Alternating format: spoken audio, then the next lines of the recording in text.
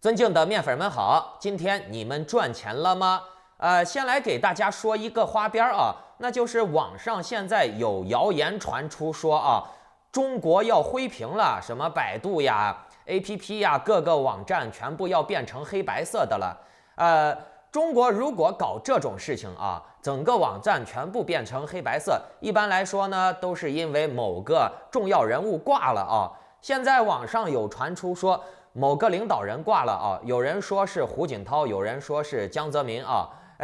我这儿有个比较有趣的语音给大家听一听，娱乐一下。然后呢，我们就来讲正题啊。那时候我死了，我呀，还活得好好的。那时候我死了，我呀，还活得好好的。好，来讲正题啊。今天币圈上涨了一些啊，但是我这几天惊魂未定呀，我只敢拿1成仓位来玩，所以呢，我的利润不是很丰厚。我3、4天前啊，倒是让我的会员们用3成仓位，平均分配到7天去投入，做一个保守的玩法。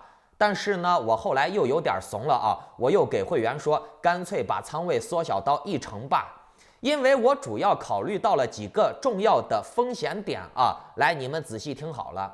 我们先不看宏观经济环境啊，我们就看现在的币圈是什么个情况。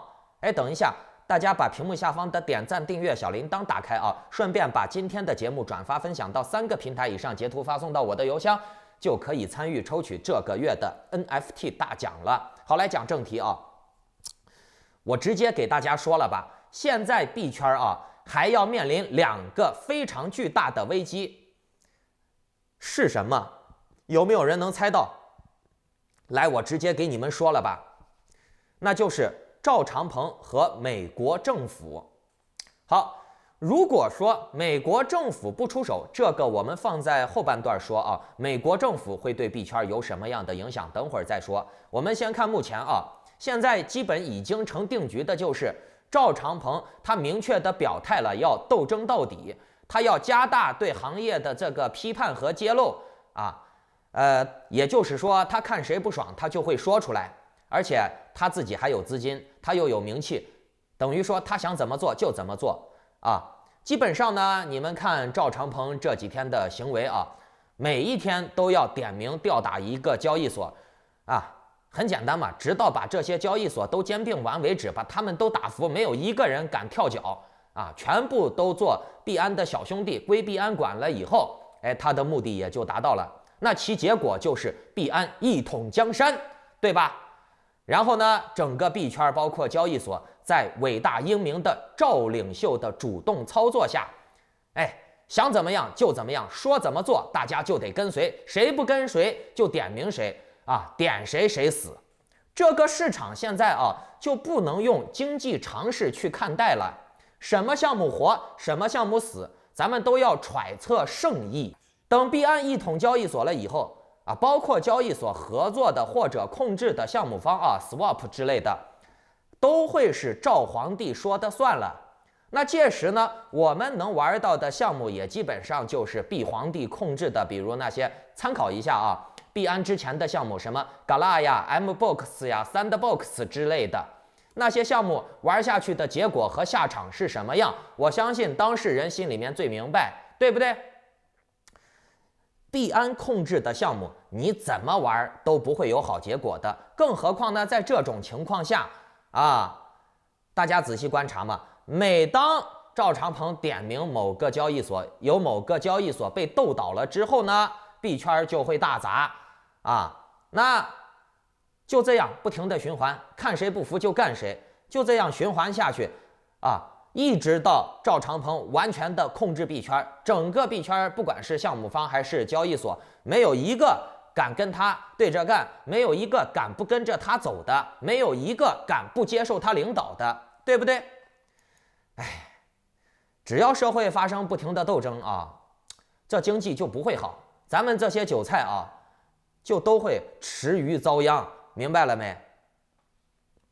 你们看，赵长鹏在这几天啊，接连的点名了 Bybit 呀、CRO， 把这几个2把手、3把手、4把手都点名干翻了以后，你看现在其他的交易所项目方都纷纷的主动的给赵长鹏下跪了，给币安趴下了，都被打服了。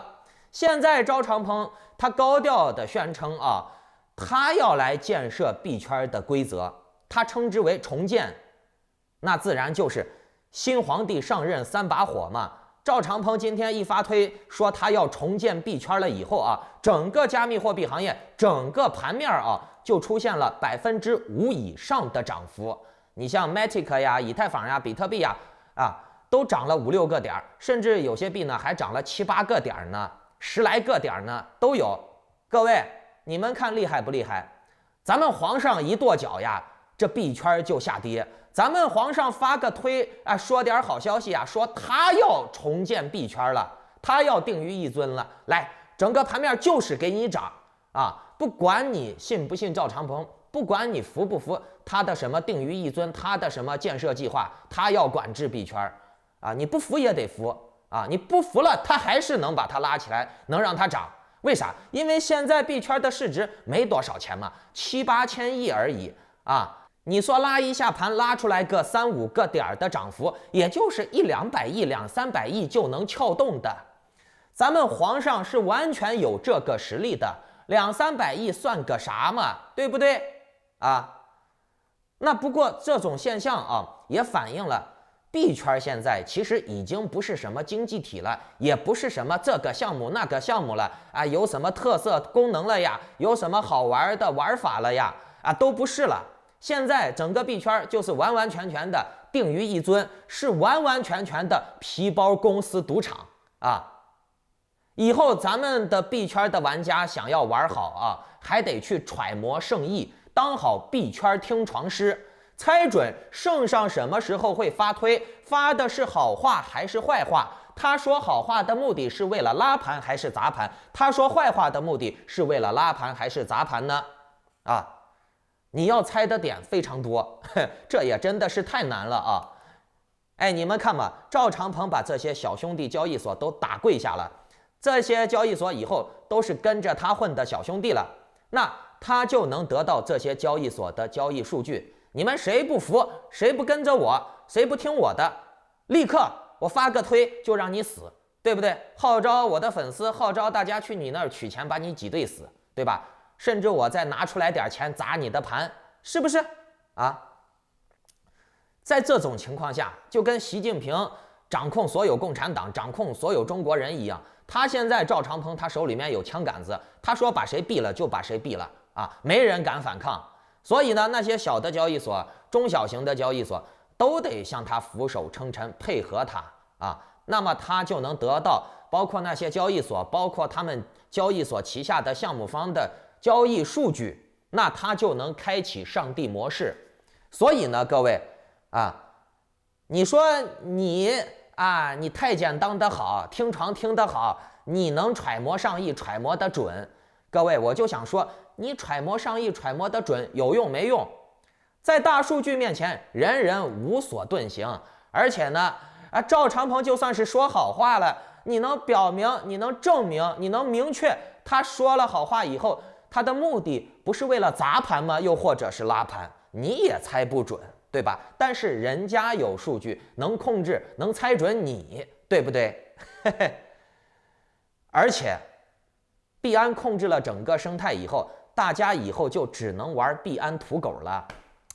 你们还是可以去感受一下被什么 Gala 呀、Sandbox 呀、Mbox 呀、Stepn 呀、跑鞋去支配的恐惧吧！目前看来，整个币圈真就是现在这么一种情况了。而且呢，这种情况可能会持续很久，因为币安的统治力会越来越强强者恒强，弱者恒弱。毕竟还有一个重要的点，就是币安它的背后是国家力量，明白了没？所以它在接下来的很长一段时间内它会一直兴盛下去，它会一直强下去，直到第二点更可怕的情况出现，那就是美国政府出手惩罚币安我们可以设想一下，当币安一统江山了以后，美国政府螳螂捕蝉，黄雀在后。美国政府想弄死币安太容易了，太简单了，它只需要一纸行政命令啊，说什么全球的西方盟国，包括个人或者实体，都不得与币安交易所或者币安旗下的项目资金发生任何往来。只要这一个行政命令，币安就会直接原地暴毙，直接就把币安给击毙了。然后呢，美国就夺取了革命果实了啊。那现在山大网被干掉了，对吧？那美国就当王了吗？是不是啊？币安建设的这些东西又被拱手相让了啊。这就是大鱼吃小鱼啊！你们别觉得怎么样，你币安既然今天能玩这种啊，你赵长鹏又当法官又当执行者的啊，用私刑把人家 FTX 给干掉了，又说你是什么正义光明伟大，那明天美国也可以打着光明正义伟大的旗号来把你灭了，对吧？啊，成王败寇，不要觉得怎么样，对不对？啊，到时候美国把币安一干掉，整个行业就会大洗牌。那币安一被爆炸了，币安一被干死了，那整个行业还会大跌，跌得更惨啊。然后呢，后续就会出现政府主导重建币圈秩序，建立一套监管体系呀，这个法律体系啊，法律法规之类的啊。而且你们知道不？美国政府这么做啊，几乎是必然。为啥？毕竟币安它现在已经把全球的各个国家的交易所都收编成小弟了，谁敢不给他赵长鹏下跪，就点名谁，就弄死谁。所以呢，各个国家的交易所啊，你包括日本呀、韩国呀、英国呀、台湾呀，所有国家的交易所都给赵长鹏跪下了。赵长鹏他现在是名副其实的，等于说控制了全球的区块链转账交易所的生态系统了。那这一点美国是肯定不可能同意的，因为你说啊，你们各个国家的交易所都听了他中国赵长鹏的话了啊，都去转什么 USDT、USDC 了啊，那你说要我美国美元干啥？你说要我美国建立的国际金融秩序干啥？那我就没用了吗？啊，我的美元霸权就废了吗？啊，我的 SWIFT 国际银行系统就废了吗？那我这一废就动摇国本了，那你还让不让我美国混下去了啊？我这个老大哥还要不要当了？所以呢，美国在接下来的一段时间内啊，我觉得时间不会太长啊，对币安下手的可能性是很大的。但是这个副作用也是非常大的，美国一旦把币安给拔除了，绝对会造成大出血啊！为什么？因为币安现在大家都很明白，币安现在就跟那个癌症一样啊，它就是盘根错杂，扎根在币圈的各个角落了。每一个角落，每一个项目方，每一个交易所啊，每一个用户，他们的身上都有币安的癌细胞，明白了没？啊！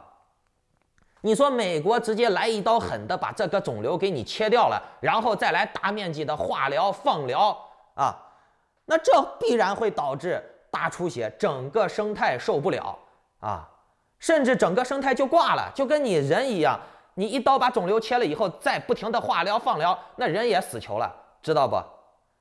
那死球了就死球了，死球了以后，到时候就以美国政府为主，洗牌、重置、重建嘛。就跟赵长鹏现在做的事情是一样的啊，他把别人都干翻了以后，他现在称王了，他说我要来建设币圈了，那到时候美国政府也是这，历史就是个轮回啊。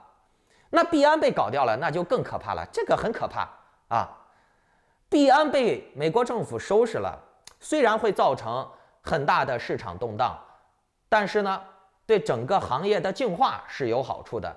因为在币圈混过一段时间的人都知道他赵长鹏是什么双标样子啊，他赵长鹏推出来的项目是怎么坑人怎么割人的啊，你赵长鹏双标不双标？你说你是吹哨人啊，完了你对别人的行业去吹哨，你对别人的项目去吹哨啊，那你自己发的项目要割人的时候，你咋不吹哨了呢？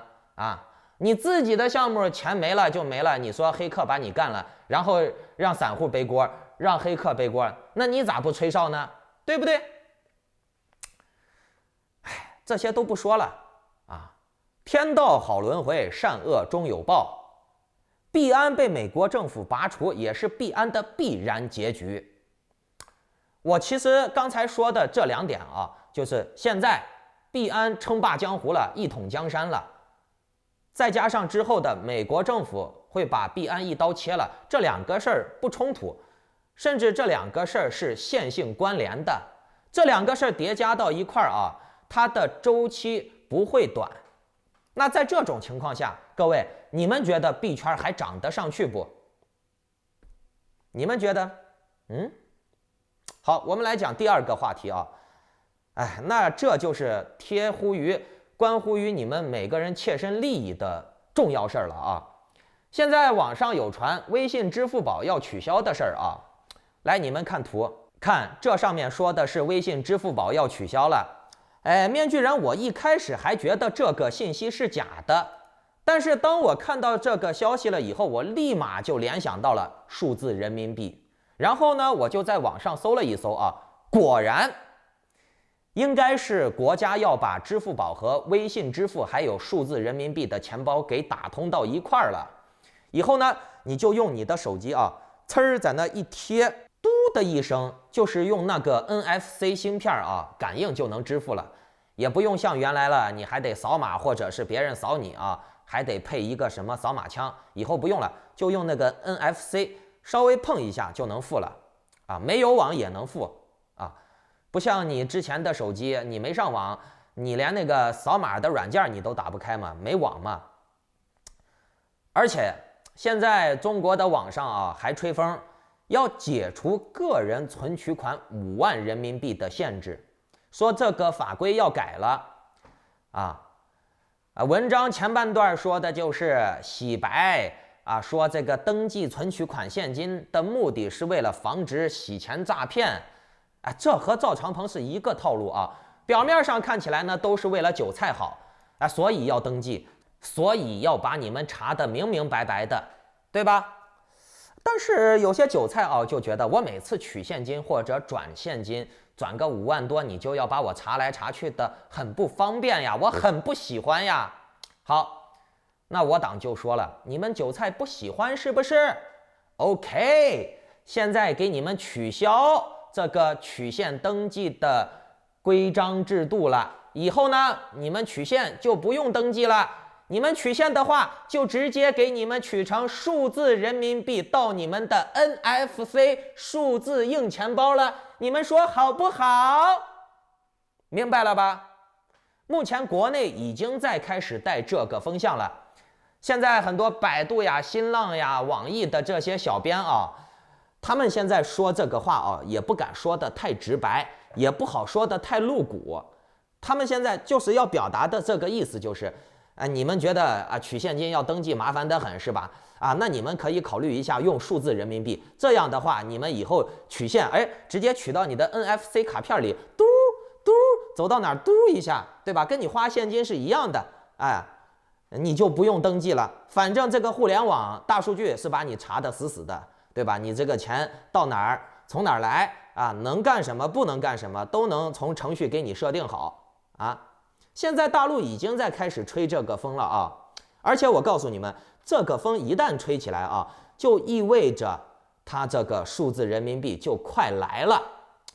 那这个数字人民币一旦来了以后呢，很多人可能还心存侥幸说那我不用嘛，我以后不用数字人民币我就用人民币，我就用现金，行不行？我说行可以，但是我告诉你，还有很多问题你没想到。下一期节目我会继续的详细的讲这个问题。反正我最近有的是时间我这段时间呢不打算高强度的看盘了像原来那样天天坐在电脑跟前一手一天我最近要专注的找一些低成本、低风险的项目来玩一玩少赚一点，对吧？我也不冒啥风险我是准备专门来玩这些项目了。OK， 如果你们想获得我的一些低成本、低风险的项目的早期入场机会，包括一些使用教学的话，那就请下载 Line 或者 Telegram 搜索添加 ID Maskman118 或者 Little19860425。我的利润追求也不高，一天撸上个100-200人民币70-80人民币娱乐娱乐挺不错的。祝你好运，再见。